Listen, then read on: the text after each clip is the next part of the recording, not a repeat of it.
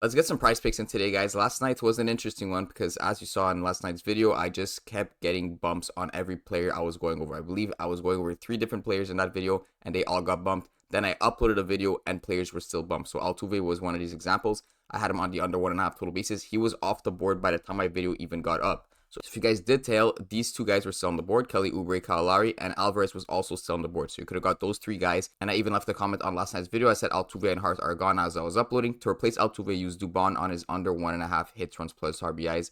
And as you could see in this Astros game, he only got 1 hit. So that did cash. So if you guys did tail last night's picks, whether you just took these 3 picks alone or you threw in Dubon, you should have hit a 10x there. The other slip was this one with Obi Toppin. Obi Toppin cashed super easily. He's been an absolute dime in this playoff series. The CS2 stack did not hit. Slight also got bumped down to 14, but it did not hit in general. Then Josh Hart was one of those picks that was off the board. He did not hit either. So either way, if you tailed last night, you should have cashed with this slip here. So we're basically break even on these 4 powers. I believe I played around 10. We've hit 1. So basically 0 units of profit. But as time goes, we're going to end up profiting. We're going to get onto board for today. I actually only have 1 4-power for today. So we're going to get into this straight away with Luka Doncic. I'm not going to be going with his under 53.5 PRA like I'm assuming a lot of people are on. I saw him on the popular pick, and he has not hit this, I believe, at all in the series in this last 6. It says last 5 here, but I'm sure in this last 6 he did not hit it. I'm actually going to go with Luka Doncic's over 3.5 3 points made. He has hit this only twice in this series and has not been really close in the past 3 games. The last game, I said Luka Doncic has not been shooting well. He's not been efficient, and he's due for a good game. And that's exactly what you got last game.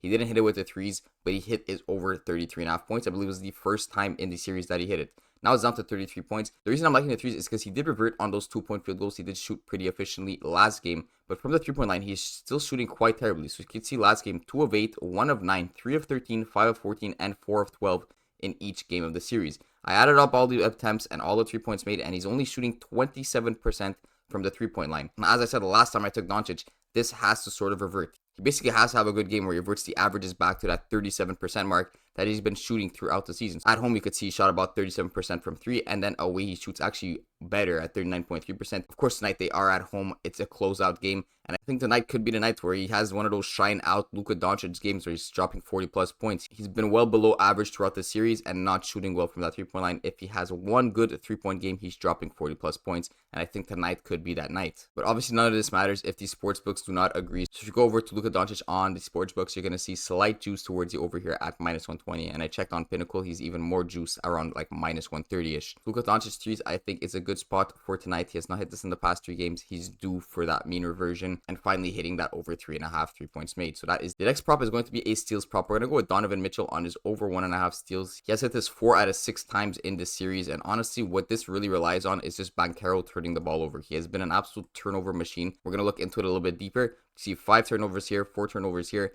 6 here, and 9 here. This game on April 25th, he got 0 turnovers, and unsurprising, Donovan Mitchell got 0 steals. So, of course, Donovan Mitchell's steals are going to rely on the other team turning over the ball. I'm not going to throw Banchero in this entry, even though it's correlated, because Banchero does have juice towards that under, and I'm just not really feeling like going against the juice, and I have a better play that I want to go with in this 4 stack. So, Donovan Mitchell over 1.5 steals. Let's look into it a little bit deeper here. He's been averaging quite a lot of steals, even before the playoffs. You can see games all the way up to March 29. 2 steals here, 1 steal here, 2, 3, 3, 4, 3. Then these 2 games in the playoffs is where he did not hit this prop. And one of these games was the blowout game where Orlando won 121-83, and he only got 27 minutes. So basically, Banchero played very well that game. Obviously, Orlando's not going to win by 40 points if they're turning over the ball a lot. So to me, this game on the 25th is kind of an anomaly. The rest is what you would expect for tonight. Then overall in the season, he's been pretty much averaging that 2.1 at home and 1.6 away. On the other hand, Banchero's been way above his averages, but I think that's only going to continue. You can see he only averages about 3 turnovers per game, but in this series, he's been averaging way more than that. Like I said, he's been averaging about 5 per game, and that's including a game where he got 0. So I'm definitely liking Donovan Mitchell on his over 1.5 steals. Next, we're going to go over the MLB, and I'm going to go to a stack on the Braves. They have been failing me recently, not scoring as many runs as I need them to, but tonight I'm going to go with them once again. We're going for Ozuna and Olsen as the stack. You can see minus 135 juice on Ozuna, minus 125 juice on Olsen, and let's go and check the MLB daily lineups and just find Ozuna here. You're going to see that they're pretty close to each other in the lineup. We got them batting 4th and 5th. As I always say, that is good for us because let's say they're both on base. Maybe one of these guys runs them in. That is going to be a single for each of them or just a hit in general and then a run within the same inning. Or maybe Ozuna's running Olsen in, giving him an RBI. There's so many possible things that could happen.